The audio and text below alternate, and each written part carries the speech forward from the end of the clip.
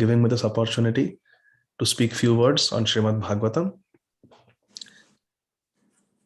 Nama Om Vishnupadaya Krishna Preshthaya Bhutale Srimate Bhakti Vedanta Swami Iti Namine Namaste Saraswate Deve Gauravani Pracharine Nirvishesha Shunyavadi Paschatya Deshatarine Jai Shri Krishna Chaitanya Prabhu Nityananda Shri Advaita Gadadhara Shrivasadi Gaur Bhaktavrinda Hare Krishna Krishna Krishna Hare Hare Hare Rama Rama Rama Hare Hare Hare Krishna Krishna Krishna Hare Hare Hare Rama Rama Rama Hare Hare Hare Krishna Krishna Krishna Hare Hare Hare Rama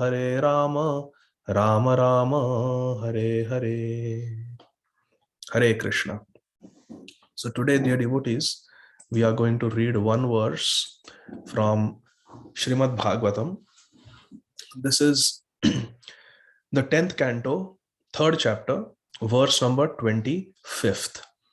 And Mother Devaki, the Divine Mother of the Supreme Lord Shri Krishna, is offering prayers to her own son, who has appeared to her as her child in the jail of King Kansa, who is very wicked. And this divine child, Shri Krishna, who has appeared as the son of Vasudev Maharaj and Mother Devaki, he has appeared in a very divine form with beautiful lotus eyes, effulgent complexion like a rain-filled cloud. He has got beautiful forearms. He is wearing a golden armor, golden crown. In his four hands, he is holding the powerful mace weapon, the Sudarshan Chakra weapon, and in two hands, he is holding the conch shell that gives fearlessness to the devotees, and is holding the beautiful lotus flower, the emblem of all beauty. Krishna, as a newborn child, is wearing a very beautiful, effulgent yellow dhoti called Pitambar Vastra. And his divine body is decorated with beautiful ornaments like the Kaustubh Mani. He's looking very beautiful. And Mother Devaki is offering prayers. So this is verse number 25. Mother Devaki is saying, Nashte loke dviprarar dhavasane mahabhutesh adi bhutam gateshu vyakte vyaktam kala vege nayate bhavane kah shishyate shesha samnyaha. We'll read the translation and the purport. Let's read the word-to-word meaning also.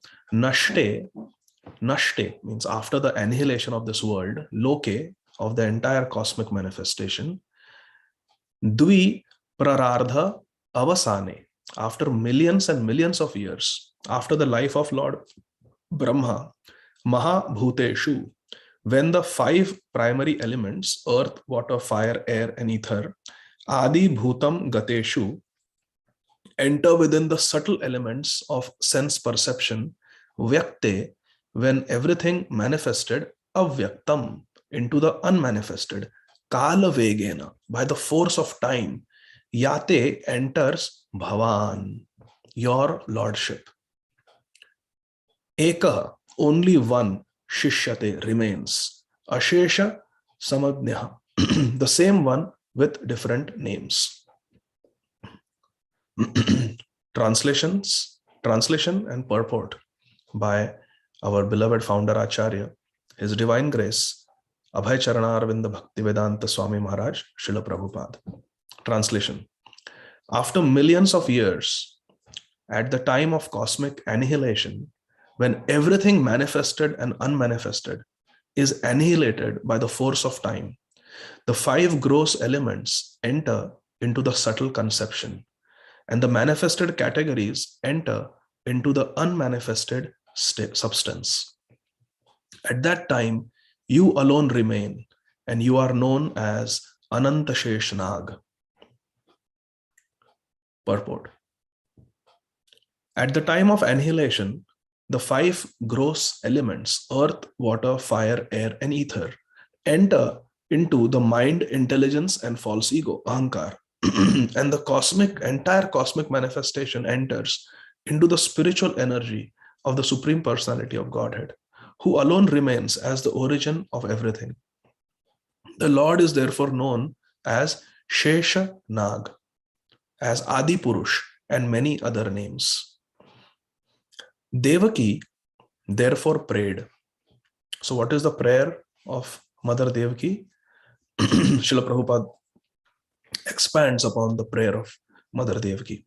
Quote, after many millions of years, when Lord Brahma comes to the end of his life, the annihilation of the cosmic manifestation takes place. At that time, the five elements, namely earth, water, fire, air, and ether, enter into the Mahat Tattva. The Mahat Tattva again enters by the force of time, Kala Vegena. By the force of time, the Mahat Tattva enters into the non-manifested total material energy. The total material energy enters into the energetic Pradhan, and the Pradhan enters into you. Therefore, after the annihilation of the whole cosmic manifestation, you alone remain with your transcendental name, form, quality, and paraphernalia. My Lord, I offer my respectful obeisances unto you because you are the director of the unmanifested total energy and the ultimate reservoir of the material nature. My Lord, the whole cosmic manifestation is under the influence of time, beginning from the moment up to the duration of the year. All act under your direction. You are the original director of everything and the reservoir of all potent energies. Unquote. Hare Krishna. I'm so sorry, I forgot to share my screen. I thought I was sharing my screen. My apologies. So, dear devotees, we read a very beautiful prayer from Srimad Bhagavatam that was offered by the Divine Mother of the Supreme Lord, Shri Krishna. And she's praying that this entire world that we see, the entire earth planet with all its countries, all its peoples, the entire solar system, the entire Milky Way, the entire universe, and this is just one universe. According to our Vedic scriptures, there are millions of such universes. There are millions of such universes, and all of them are ultimately coming from Lord Vishnu, who comes from Mula Sankarshan, who comes from Lord Balram, who comes from Lord Krishna.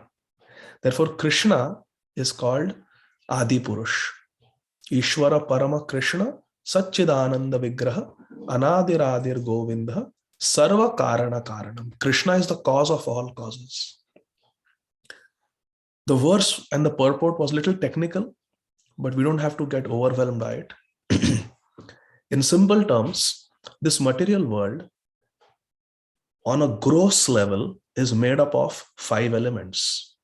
Earth, which includes the soil, the metals, wood, minerals, everything that is contained in the earth. So earth, water, fire, air, and subtler than air is called ether, which we can understand as the sky or the electromagnetic waves and other subtle elements that exists in the space. So there are these five gross elements: earth, water, fire, air, and ether. And then there are three subtle elements: mind, intelligence, and false ego. And the creation takes place from subtle to gross. Creation takes place from subtle to gross. False ego is the subtlest element. Then comes intelligence. Then comes mind. Then comes the ether. Then comes air. Then uh, fire. Then water. And finally earth. So creation takes place from the subtle element to the gross elements. And destruction at the end of the life of Lord Brahma takes place in the reverse order. It takes place from the gross to the subtle. And everything, all the subtle energies, they ultimately merge into Krishna. All the material substance together is called Mahat Tattva. You remove Kal from that, it becomes Pradhan in a totally unmanifested state. The entire material energy in an unmanifested state is called Pradhan, which ultimately enters into Lord Mahavishnu and becomes unmanifest until there is creation again. And when the creation takes place again, from Lord Mahavishnu comes Pradhan. Pradhan is all the material, gross and subtle elements in an inactive form. Then by the glance of Lord Mahavishnu, the living entities, which means all of us, are impregnated into the Pradhan. And the Pradhan, which is an inert material substance, is activated by the force of time. So Mahavishnu infuses time or imposes the influence of time on Pradhan. And then Pradhan becomes Mahat Tattva. And from Mahat Tattva, the creation takes place. This is called primary creation. And then from Garbhodakshay Vishnu comes Lord Brahma, who is the secondary creator. He takes the earth, water, fire, air, ether, and creates different planets, different trees, different species of life. So that is secondary creation. It is done by Lord Brahma. So this is creation, and when Lord Brahma dies, everything is again annihilated. So this creation, annihilation, creation, maintenance, annihilation is done by Lord Krishna, but not directly, through his three guna avatars: Lord Brahma, Lord Vishnu, and Lord Shiva. Through these three incarnations of Lord Krishna, the creation, Lord Brahma, the maintenance, Lord Vishnu, and the annihilation, Lord Shiva, is performed. Krishna himself is standing under the Kalpavriksha tree in Goloka Vrindavan with Srimati Radharani on his left side and playing his beautiful flute in the presence of all the gopis. Divyad Vrindaranya Kalpadrumada Shrimad Ratnagara Simhasanastho Shrimad Radha Srila Govinda Devo Preshtalibhi Sevyamano Smarami. Krishna personally has nothing to do with this creation, maintenance, and annihilation. Srila Krishnadas Kaviraj Goswami explains in Chaitanya Charitamrita that Divyad Vrindaranya Kalpadru. There is a Divya Vrindarana. There is a beautiful forest. Aranya means forest. There is a beautiful forest of Vrindavan in the spiritual realm. Divyad Vrindaranya Kalpadrumadha. And under a Kalpavriksha tree, all the trees in Golok Vrindavan are desire fulfilling trees. They are not ordinary trees. They are desire fulfilling trees.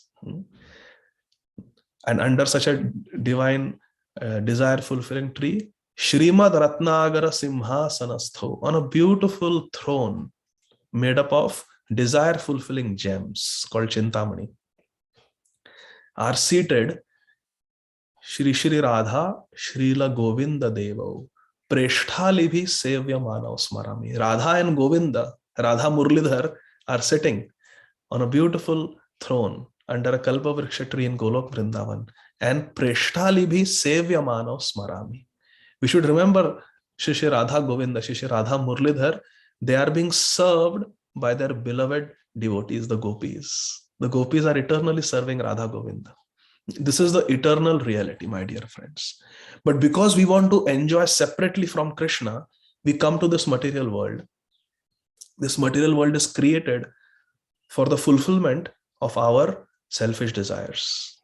So Krishna is not directly involved in this creation, maintenance, destruction.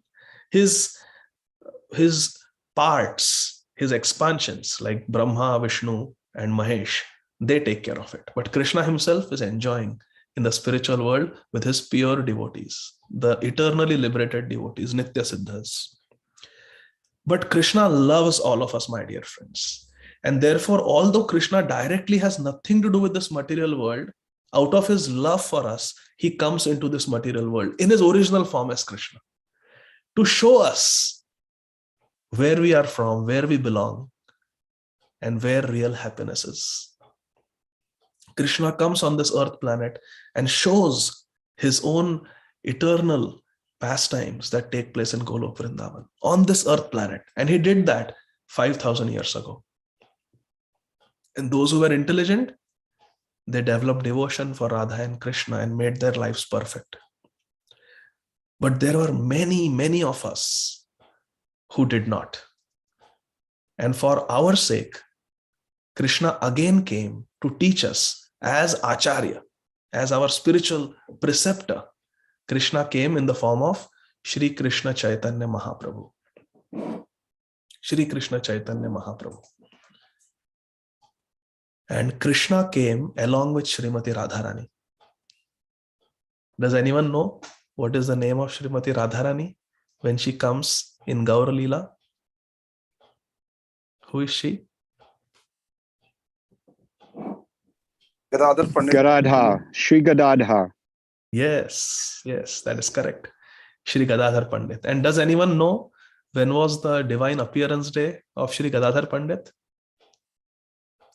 Yesterday it was Rosie. Yes, yesterday. So yesterday was the divine appearance day of Shri Gadadhar Pandit. So why don't we speak a few words about Gadadhar Pandit? So Krishna comes to teach us as Sri Chaitanya Mahaprabhu, and his beloved consort Srimati Radhika Rani, she comes as Gadadhar Pandit. And yesterday was Gadadhar Pandit appearance day. Gadadhar Pandit, there is so much to speak about Gadadhar Pandit. Literally, we could speak till 10 a.m. like our Prabhuji suggested. But I will spare you that torture. But there is so much to speak about Gadadhar Pandit. But I will just try to narrate very quickly one pastime because we have only 11 minutes left. Gadadhar Pandit, from his childhood, being Srimati Radharani, he was not interested in any sense gratification. He was a brahmachari from his childhood. And he was in the same grade, same class as Sri Chaitanya Mahaprabhu. At that time, he was called Nimai. So Nimai and Gadadhar were in the same school, same class. And so was Mukunda, another boy. Mukunda is one of the gopis in Golok Vrindavan, an eternal Sakhi of Srimati Radharani, eternal girlfriend of Srimati Radharani. So that eternal girlfriend of Srimati Radharani came as Mukunda, Srimati Radharani came as Gadadhar, and Lord Krishna came as Nimai. And they're all in the same class. And the school is, the teacher is Gangadas Pandit. They are learning together. And Gadadhar Pandit is very, very serious, very sober, very grave. He has a lot of gravity and he's full of devotion for Krishna because he's Srimati Radharani. But he has not met his guru yet. And he's searching for a guru because we all need a spiritual master, a spiritual preceptor who can guide us back to Krishna. He was looking, searching for a guru. At that time, a very great personality came to the town. The town is called Nadia. In the town of Nadia, a very great devotee came. His name was Pundarik Vidyanidhi. And he is from the same village as Mukunda. So Mukunda knows him to be a great devotee. So one day in school, Mukunda tells Gadadhar, Gadadhar, do you know a very great devotee has come from my ancestral village? His name is Pundarik Vidyanidhi. He is the abode of devotion for Krishna. Every day he worships Krishna with the best ingredients that he can find. The best fruits in the market, the most expensive fruits in the market, he will go and buy them. The best exotic flowers he will go and buy. The most fragrant perfumed oils he will buy. And with that, he will worship Krishna with a lot of opulence. He will never take bath in Ganga. Now, this town of Nadia was located right on the bank of Mother Ganga, River Ganga, the Ganges. Everyone would take bath in the River Ganga, except Pundarik Vidyanidhi. Pundarik Vidyanidhi never bathed in the Ganga. Why? Because he considered Ganga to be so holy, so pure. He would think, oh, how can I step inside Ganga? How can I put my feet into Ganga. No. Ganga Devi is so pure. I must worship her. So he would never bathe in the Ganga. He would stand at a distance and offer arti, offer puja to Ganga Devi. So Mukunda is describing all this about Pundarik Vidyanidhi to his friend Gadadhar. He said, Gadadhar, he has come to town. Actually, Pundarik Vidyanidhi doesn't live in this village. He lives somewhere in Bangladesh, but he has come to Nadia for a few days. He has a house here also. He's very rich. He has got many houses. He has one house, vacation home in Nadia, and he has come to his vacation home. So why don't we go and meet him? I know him. I want you to meet him. He's a great devotee. You are searching for a guru. I think you should meet Pundarik Vidyanidhi. Who knows what happens? So please come with me. Gadadhar Pandit said, yes, if you are saying that he's such a great devotee, why not? Let's go. I would like to have his darshan. I would love to meet him. So Mukunda takes Gadadhar and they both go to the house of Pundarik Vidyanidhi. And what do they see? They see that Pundarik Vidyanidhi is sitting on a very beautiful sofa. This sofa has got the best cushions and the best cover.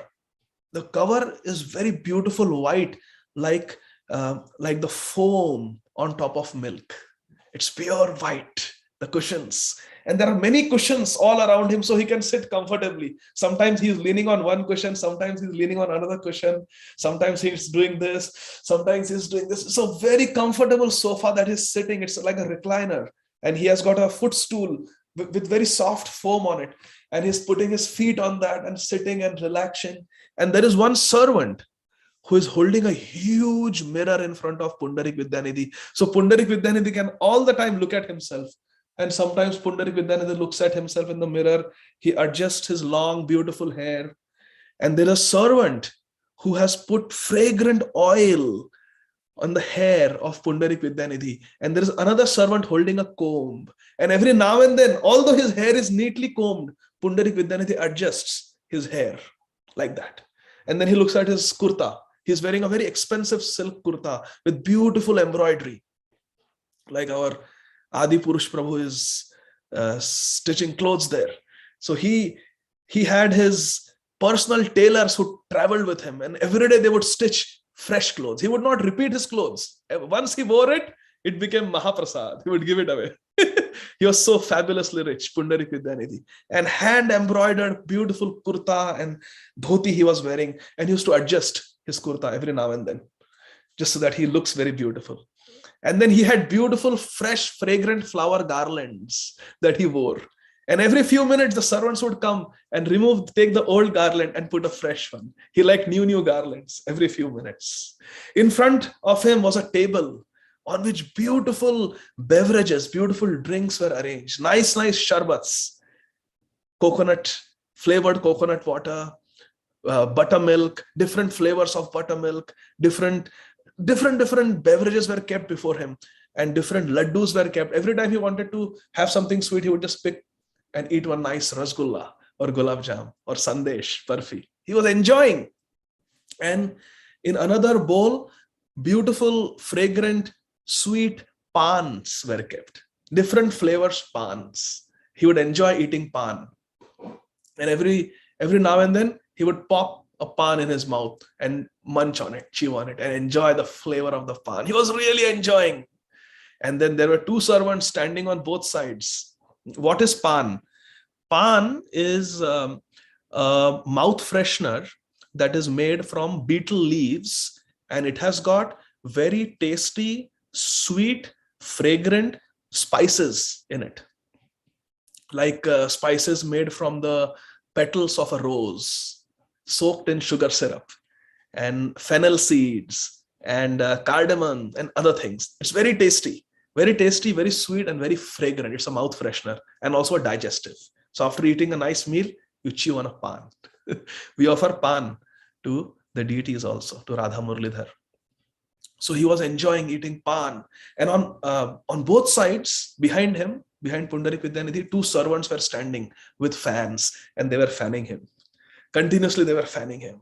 Other servants were engaged in bringing him nice foodstuffs. And he was sitting and looking at the mirror and enjoying. He seemed to be a completely extravagant, sense gratifier, materialist. And here is a brahmachari, very simple brahmachari, Gadadhar, who has been brought by his friend Mukunda and is sitting in the corner of that huge room in the house of Pundarik Vidyanidhi, sitting in a corner and looking at this Pundarik Vidyanidhi. What is this? He is so extravagant.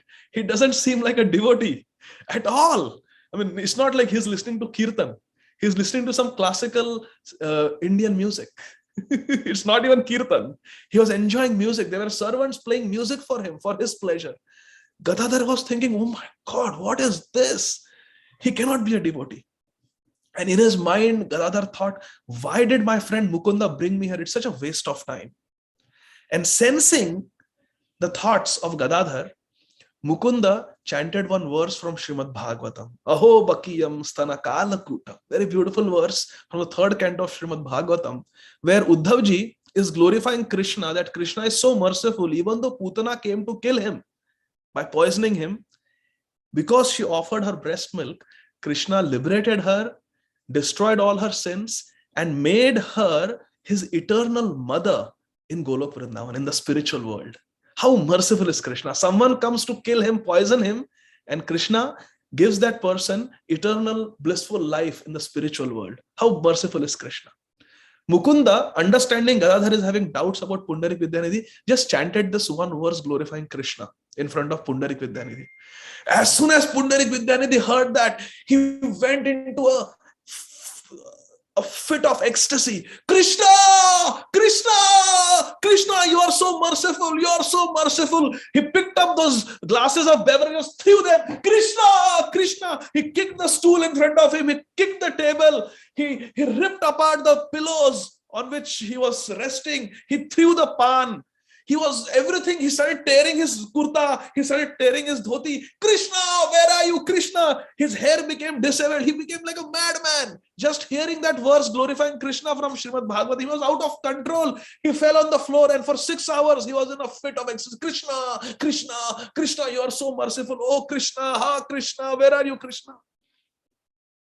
When Gadadhar Pandit saw this, oh my God, hearing one verse of Srimad Bhagavatam, this Pundarik Vidyanidhi went mad. This was the state of Pundarik Vidyanidhi, and because he didn't want to be in this state where people will misunderstand him, he was trying to forget Krishna by enjoying with his senses and showing that he is not at all a devotee. Because every time he heard about Krishna, this would happen to him. He would go mad. So it's like the gopis. They are telling Uddhav, Uddhav, please tell us something by which we can forget this Krishna, because we cannot stop thinking of him. That was the state of mind of Pundarik Vidyanidhi. He was trying to forget Krishna because he just couldn't forget Krishna. We are trying to remember Krishna. And here is Pundarik Vidyanidhi. He is trying to present himself as a non-devotee. But hearing that one verse from Srimad Bhagavatam, his devotion was exhibited. Even though he didn't want, he was trying to suppress, but it came out. And Gadadhar Pandit understood that, oh, this Pundarik Vidyan is such a great devotee, but I committed an offense against him. I judged him. I thought he is not a devotee, and why did Mukunda bring me here to see the sense gratifier? Oh ho ho, I have committed such an offense against Pundarik Vidyanidhi. Now what should I do? So Gadadhar Pandit asks his friend Mukunda, Mukunda, this Pundarik Vidyanidhi indeed is a very great exalted devotee, but I misjudged him, and in my mind I criticized him. I saw faults in him. So what should I do now? My heart says that I should immediately accept him as my spiritual master. I should accept him as my guru. Is that okay? Mukunda said, that's a great idea. That's why I brought you here. You must. He is the right guru for you. So when Pundarik Vidyanidhi came out of his ecstasy, Gadadhar Pandit surrendered at his lotus feet, offered his life at his lotus feet, and said, my dear Pundarik Vidyanidhi, please forgive my offenses. I have realized you are such a great devotee. Will you kindly accept me as your student? And Pundarik Vidyanidhi was only too happy to accept Gadadhar Pandit as his student. And he received initiation from Shri Pundarik Vidyanidhi. This story teaches us few lessons. The first lesson is that if we really love our friends, we should bring them in the association of great devotees, like Mukunda did. That is number one. Number two, sometimes it may happen that we may misjudge a great person. I would like to ask all of you one question.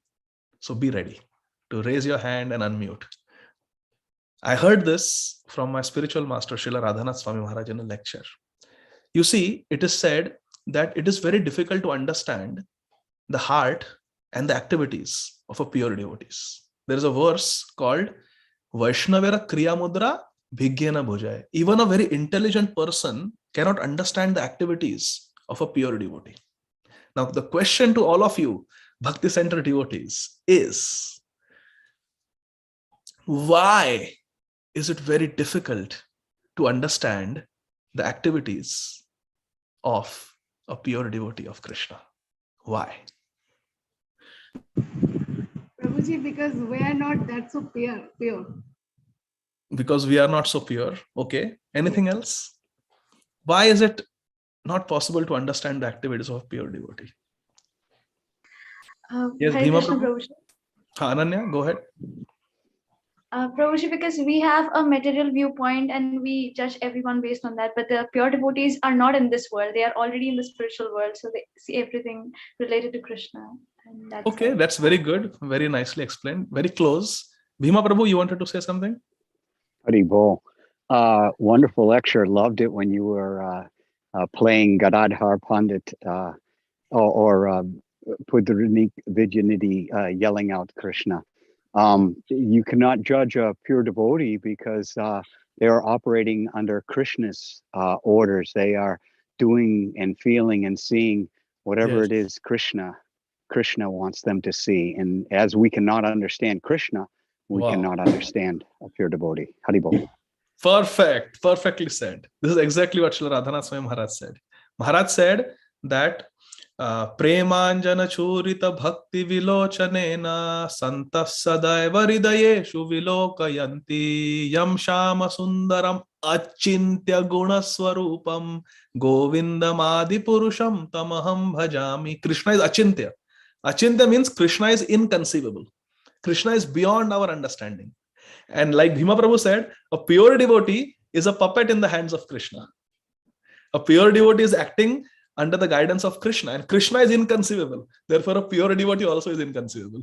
Therefore, we cannot understand a pure devotee. It's so the second lesson is very easy to misjudge, misunderstand a pure devotee. Therefore, we should not judge pure devotees. Lesson number 3. If we offend a pure devotee, we must beg forgiveness and make sure that we don't repeat it and do whatever it takes to erase that offense, like Gadadhara Pandit did. He apologized to Pundarik Vidyanidhi and then offered his life at the lotus feet of Pundarik Vidyanidhi as a disciple. So these are some key lessons that we learn from this very short story that we discussed. Now I would like to open it up for questions. If there are any questions, you can please ask. Hare Krishna.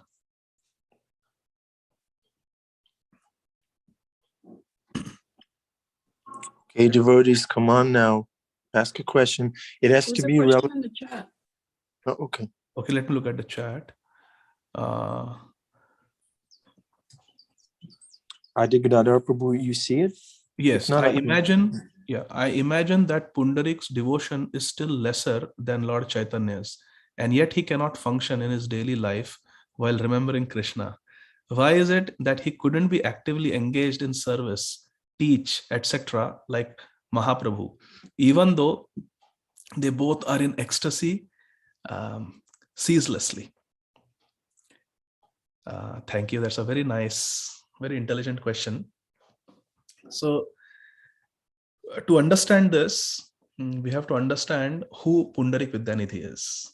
And our acharyas explain that anybody can guess who is Pundarik Vidyanidhi in Krishna Leela? In Krishna's pastimes, who is Pundarik Vidyanidhi? Prabhuji Vrishabhanu Maharaj. Yes, Pundarik Vidyanidhi is Vrishabhanu Maharaj. He is the father of Srimati Radharani. Now, as far as controlling the ecstasy is concerned, like Sri Chaitanya Mahaprabhu did, Pundarik Vidyanidhi also tried. He also tried and he was engaged in service. You see, every evening after the sun would set and there was nobody on the banks of Ganga, everybody would leave. At that time, Pundarik Vidyanidhi would go when nobody was watching him.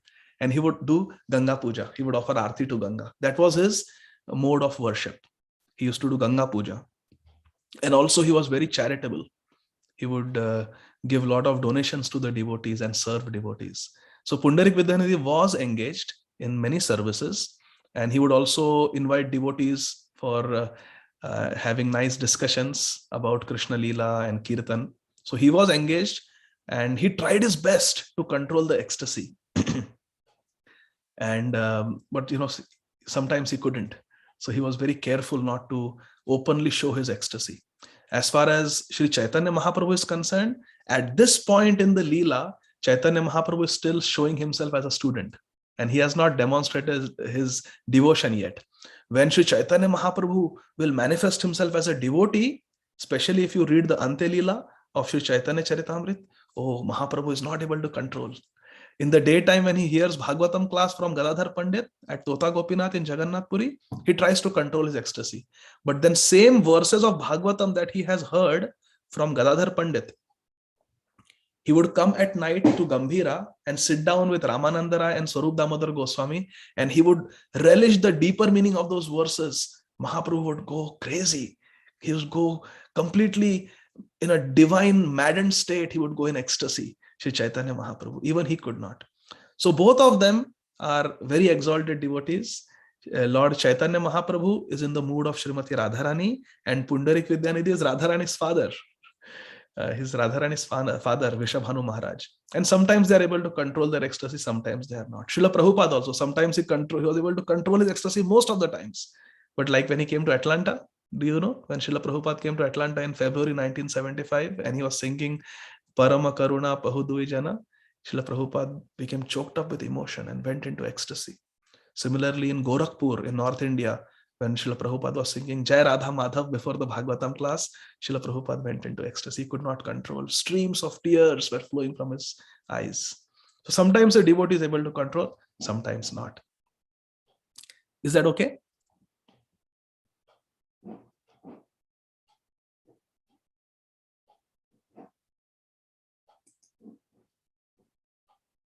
Okay, thank you.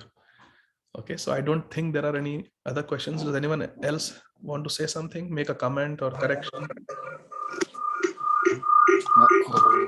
Adipurush.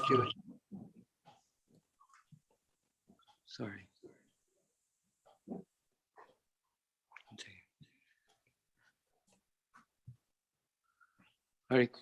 Hare Krishna. You can hear us okay? Yes, now we can hear, Prabhu. Yeah, you can hear now? Yeah. Fantastic class. We just appreciate the class, but also we appreciate the extreme joy and enthusiasm you had for glorifying Krishna, right? So thank you very much for being yourself. Your spiritual master is empowering you in a wonderful way. You're definitely exhibiting Radhanath Swami's grace. We had a question somebody asked me yesterday. A guest, a girl from India, and we had been reading about how you just mentioned Pundarik Ashram, he was giving charity, and she read the part about how Nanda Maharaj gave, thousands of cows in charity to the Brahmins. So her question was, well, what did the Brahmins do with all those cows? I mean, maybe it's an off-topic question, maybe not. Actually, it's a very, very good question. Our Mahabharata clearly explains, and even Ramayana, it clearly explains. So there is one example in Ramayana when Vishwamitra Muni comes to meet Dasharath Maharaj. When Vishwamitra Muni comes to meet Dasharath Maharaj, Dasharath Maharaj immediately gets off the throne and hands over the whole kingdom to Vishwamitra Muni. From today, this kingdom is yours. So the sadhus, the Brahmins and the saints, they would accept the offering of the kings. Right. And they would give it back immediately. We accept it, but now you take it back. On our behalf, you rule. Right. And there is another example in Mahabharata when Maharaj Yudhishthir had to perform the Rajasuya Yajna. For the Rajasuya Yajna, you need a lot of wealth, a lot of gold to perform a sacrifice of that scale. So he needed a lot of gold. So he told his brothers, his 4 brothers, please go and get some wealth, collect some wealth. So Arjun went north to the Himalayas. And it is described in Mahabharata that as you start climbing up the Himalayas, there was almost like a small mountain of gold. And what was this mountain? When all these Brahmins and sadhus would get charity of gold from and cows and gold from these kings, the cows they would return, or they would give them to the Vaishyas, the merchant people. You take care of these cows. But the gold they would carry with them. And when they entered their hermitages in the Himalayas, before climbing, they would just toss those gold plates, just toss them. And there was a huge pile, almost like a hill of gold there. And Arjun went, it was all discarded gold by all these Brahmins and sadhus.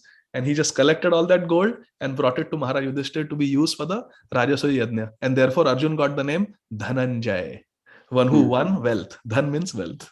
So these Brahmins would just discard it or give it away for people to use. They would not keep it. Hare Krishna. Yeah, this girl had it. Can you hear me still? The girl was, you know, in the Mayavad tradition, they say, "Oh, I cannot." You can hear me? Yes, I can hear you.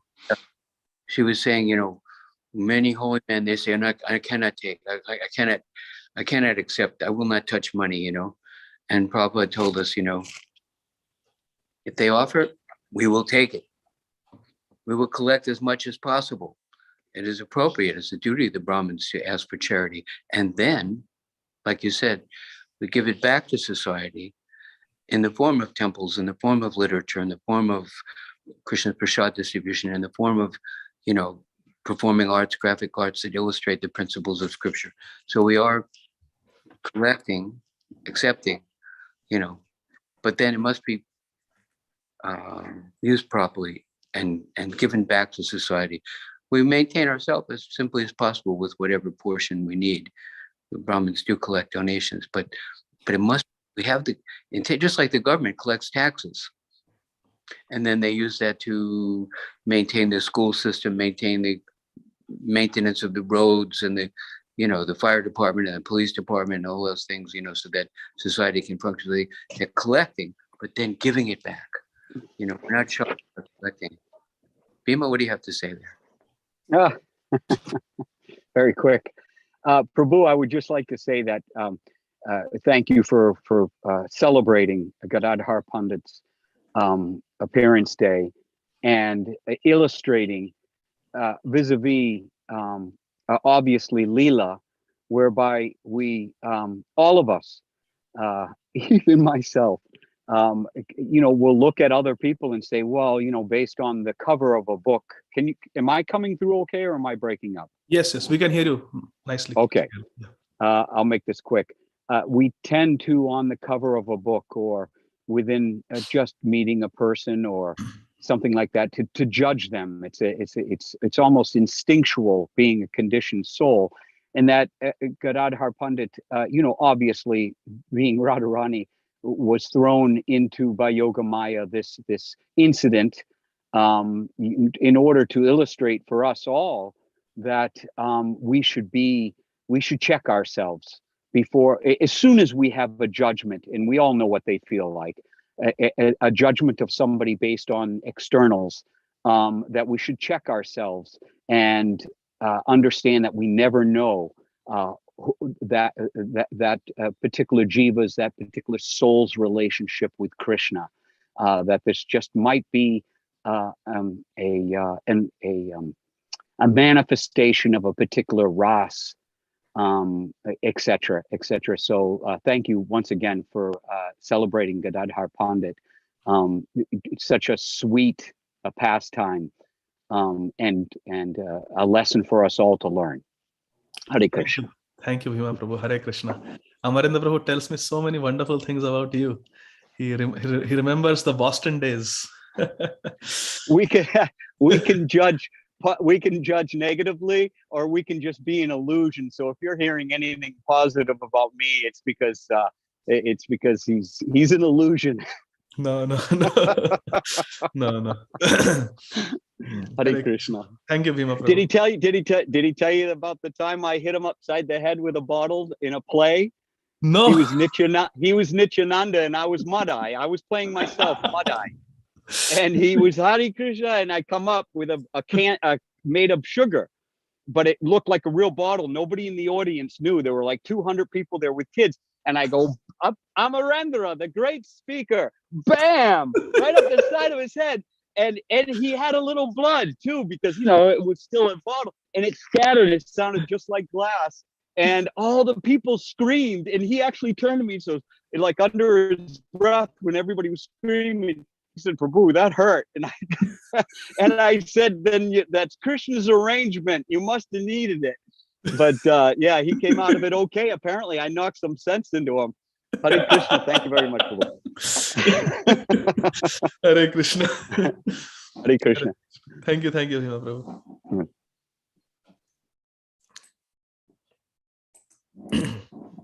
Hare Krishna, Prabhu.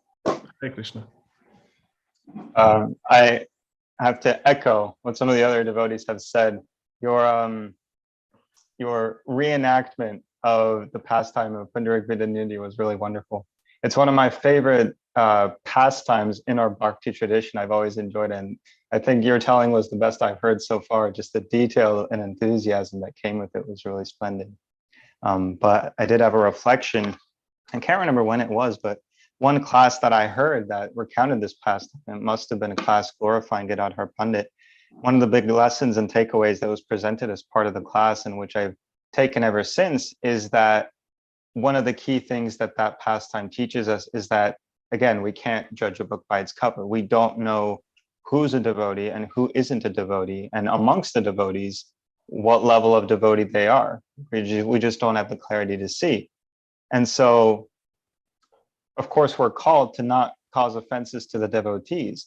And so if we don't know who's a devotee and not a devotee, how are we supposed to avoid offenses to the devotees? And the answer is by avoiding offenses to everyone, and by being compassionate and kind to everyone, because we never know where people are. So that was one reflection I wanted to share. Thank you for a wonderful class, Prabhu. That was such a beautiful reflection. Thank you so much for sharing that. Hare Krishna. Hare Krishna.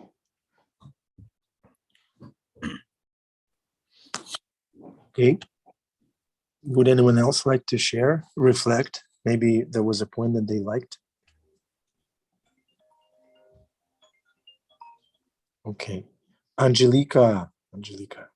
Hare Krishna. Thank you so much for this class. It's so beautiful. I am just curious. I would like to hear more about like the mood of Radharani's father, in a sense of like, yes, it's being said that he is Radharani's father, but what does it really exactly mean as a translation to his mood in Chaitanya's Leela? Yes, very beautiful question. Thank you for asking that. So Pundarik Vidyanidhi is Vrishabhanu Maharaj, the father of Srimati Radharani. And in Vraj, there are two kings. There are two kings in Vrindavan. Munindra Vrindavandite Triloka Shoka Harini Prasanna Vaktra Pankaje Nikunja Bhuvilasini Vrajendra Bhanu Nandini Vrajendra Sunu Sangate Kadakarishyasi Hamam Kripa Kataksha Bhajanam. There are two Vrajendras, two kings in Vraj. One is Vrishabhanu Maharaj and one is Nanda Maharaj. And Krishna takes great pleasure in seeing his parents, and in fact all the Vrajvasis, dressed up very opulently, very nicely. If we read Srimad Bhagavatam 10th canto, the Govardhan Leela, when Krishna tells the Vrajvasis, headed by Nanda Maharaj and all the others, how to perform Govardhan Puja, one important thing that Krishna asks all the Vrajvasis to do is wear your best clothes, your best jewels, put your best perfumes, and come for Govardhan Puja. Krishna likes it when his devotees dress nicely. Especially in Vrindavan. Krishna likes it when the devotees dress nicely. And this was Pundarik Vidyanidhi's mood. I must look good for Krishna's pleasure. So he would always look at himself, adjust, wear the blessed things. Because he is Vrishabhanu Maharaj, he is the king. And he was in that mood that my Krishna will feel so happy when he sees me that nicely dressed. So that was one way of understanding the mood of Pundarik Vidyanidhi. Is that helpful? Yes, it's very helpful. Although I was more curious about not those details of him dressing himself, but more about his love towards his daughter and how that exhibits to. His love towards his daughter exhibited by him giving initiation to Radharani, who is Gadadhar Pandit. Because the greatest love in this world is spiritual love. Because the love of a father towards a child is on the level of the body and mind. But the love of the spiritual father, that is spiritual master, is towards the body, towards the mind, and most importantly, towards the soul. Therefore, the greatest act of love in this world is the love of a guru, of a spiritual master towards the disciple, because the guru is agreeing to take all the karma, all the sins of the disciple upon himself or herself as guru for their benefit. And Pundarik Vidyanidhi played that role. He exhibited the greatest love, that my dear Radharani, my dear Gadadhar, I take responsibility for you, for your protection on the level of body, mind, and soul. Is that okay? That made me cry. Thank you so much. Hare Krishna. Hare Krishna. Okay. Hare Krishna, everybody. So time to wipe away our tears. The class is over. Let's give a big round of applause to our presenter today. You're like a one-man show. I did Gadadhara Prabhu. Thank you very much. It was great. I'm your servant, Prabhu. Hare Krishna. Yeah, wonderful. Thank you for the opportunity. Yeah. Srimad Bhagavatam ki jai. Jai. Srila Prabhupada ki jai. Seeing the soul within the body ki jai. Jai. And yeah, have a wonderful day. Tune back in tomorrow. There's another day. Srimad Bhagavatam never ends. Never. Okay. Hare Krishna. Hare Krishna. Thank you. Krishna Prabhuji. Hare Krishna Prabhuji. Hare Krishna Hare Prabhu. Krishna Radhe Prabhuji. Radhe. Radhe Radhe. Radhe.